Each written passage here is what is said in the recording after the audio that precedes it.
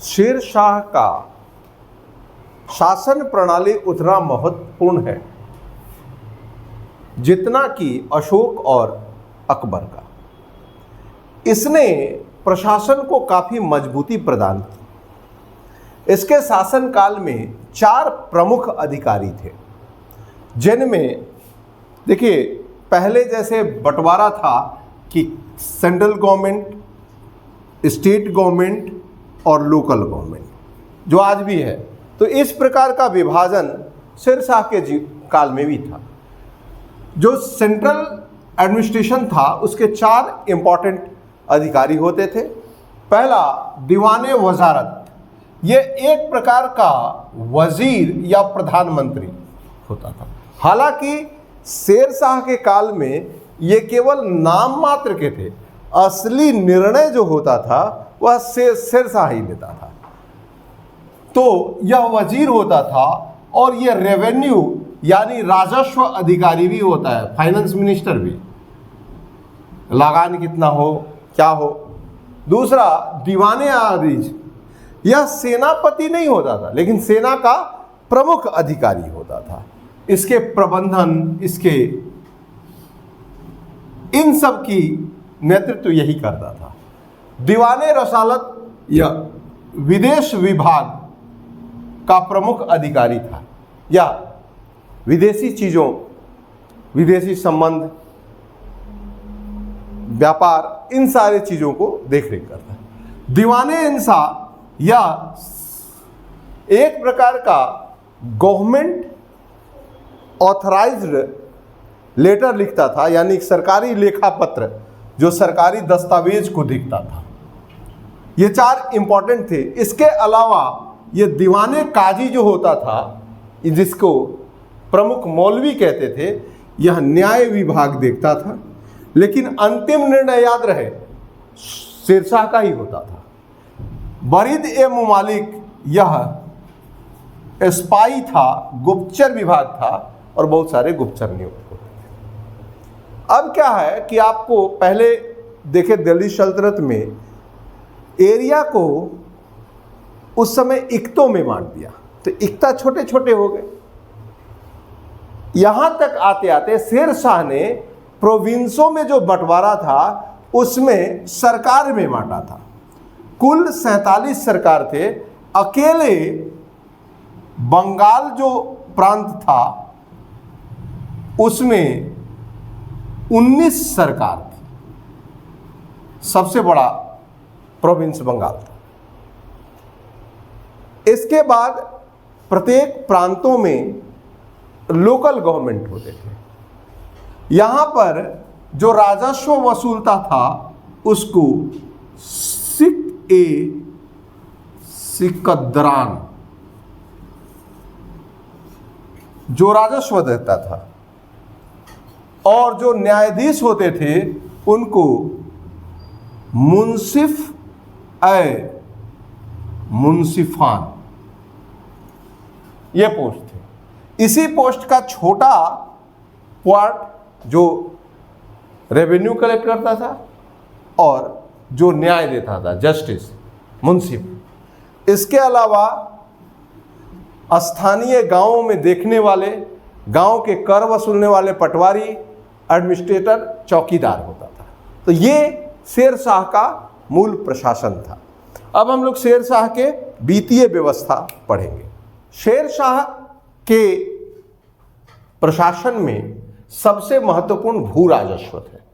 भू राजस्व में जो परमानेंट सेटलमेंट अंग्रेजों ने लाया, दसाला प्रणाली जो अकबर ने लाया, वो सबसे पहले शेर शाह आधुनिक, जिसे आप बीघा कहते हैं, या इन्हीं का दिया हुआ है, यानी 1 बीघा इज इक्वल टू 20 कट्ठा। और शेर शाह के अंतर्गत राजा टोडरमल थे, और राजा टोडरमल ने इनकी सारी राजस्व प्रणाली को बंटवारा। बीघा, कट्ठा या नाप करके राजस्व लेना यहीं से शुरू हुआ।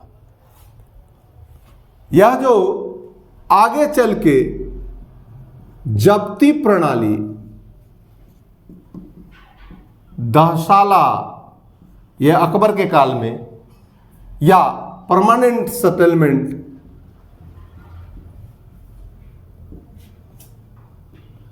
ये सारे राजा टोडरमल का दिया हुआ। आय का मुख्य स्रोत लैंड रेवेन्यू यानी भू राजस्व था, लगान, जो कि 1/3 यानी 33% लिए जाते थे।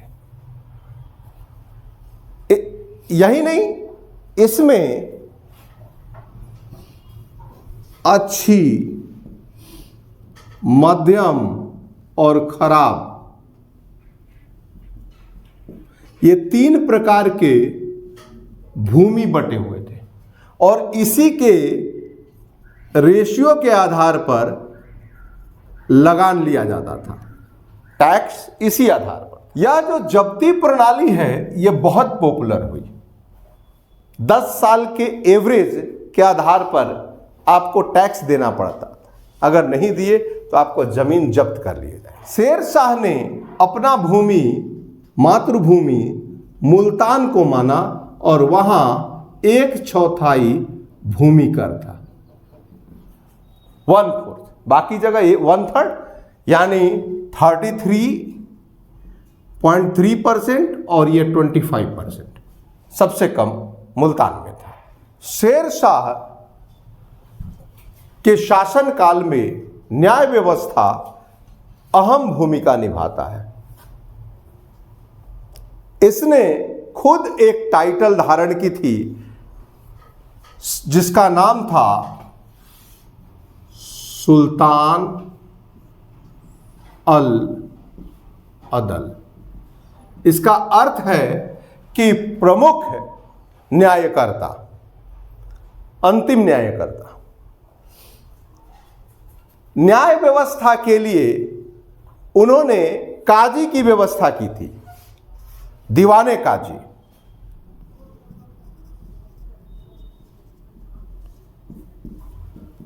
प्रांतों में मुंसिफ ए मुंसिफान और लोकल में मुंसिफ, ये अलग अलग लेयर के थे। लेकिन कहा जाता है कि शेर शाह का न्याय व्यवस्था इतना कठोर था कि चोर अपनी क्षेत्र का रक्षा स्वयं करते थे।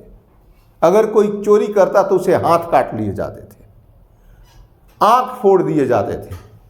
इतना कठोर था कि इतिहासकार लिखते हैं कि जब शेर शाह के शासनकाल था तो 80 वर्ष की एक महिला अपने सर पर टोकरे भर सोना लेकर 12 बजे रात को घूम सकती थी और किसी का हिम्मत नहीं था कि उसे किसी प्रकार छेड़ दे।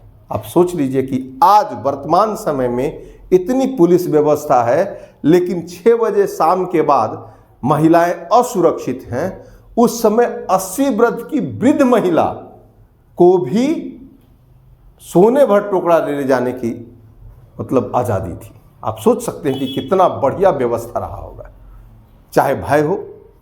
शेर शाह सड़क और सराय के लिए प्रसिद्ध था। प्रसिद्ध जीटी रोड, जिसे शेर शाह सूरी पथ कहते हैं, वह मुल्तान यानी जो कि पाकिस्तान में है से लेकर और सोनार गांव, जो कि ये सोनार गांव जो है बांग्लादेश में, वहां तक बनाया था ग्रैंड ट्रंक रोड। आगरा से बुहारनपुर, आगरा से जोधपुर और लाहौर से मुल्तान, ये 4 प्रमुख शहर सड़क बनवाई थी। और ये सड़क, कुछ इतिहासकारों का कहना है कि अशोक काल में ये जो 5 मार्ग बने थे उन्हीं में से ये 4 मार्ग है, जिसका विस्तार थोड़ा अधिक करवाया गया। इन सड़कों के किनारे जगह जगह कुएं लगवाए और 1700 सराय बनवाए। और सरायों को देखरेख करने वाले एक अधिकारी जिन्हें सिकदार कहा जाता है उसे नियुक्त किए। शेर शाह मुद्रा पर विशेष ध्यान दिया। आज जो भारत का रुपया है वो शेर शाह का दिया हुआ है, जो 178 ग्रेन का होता था। साथ ही एक और सिक्का जिसे दाम कहा जाता है, यह तांबे का होता था, यह रुपया चांदी का होता था। 11.66 ग्राम का ये होता था रुपया। दाम जो होता था वो 300 ग्रेन का होता था और ये तांबे का होता था। शेर शाह के काल में कुल 23 मिंट यानी टकसालें थी जहां सिक्के बनाए जाते थे। शेर शाह अपने जीवन में बहुत बृहद भवन निर्माण करता है। रोहतासगढ़ याद होगा, पीछे बताए कि उन जनजातियों से लड़ने के लिए रोहतासगढ़ का किला बनवाया। दिल्ली में उसने पुराना किला बनवाया।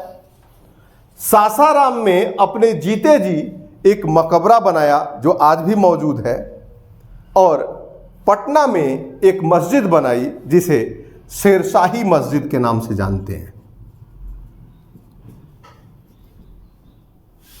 मात्र कम समय में एक बहुत अच्छा स्वरूप भारत को दिया। जो बड़े बड़े शहंशाह अधिक समय लगाए, वहीं 5 वर्ष होने में शेर शाह बहुत बड़ा कारनामा किया।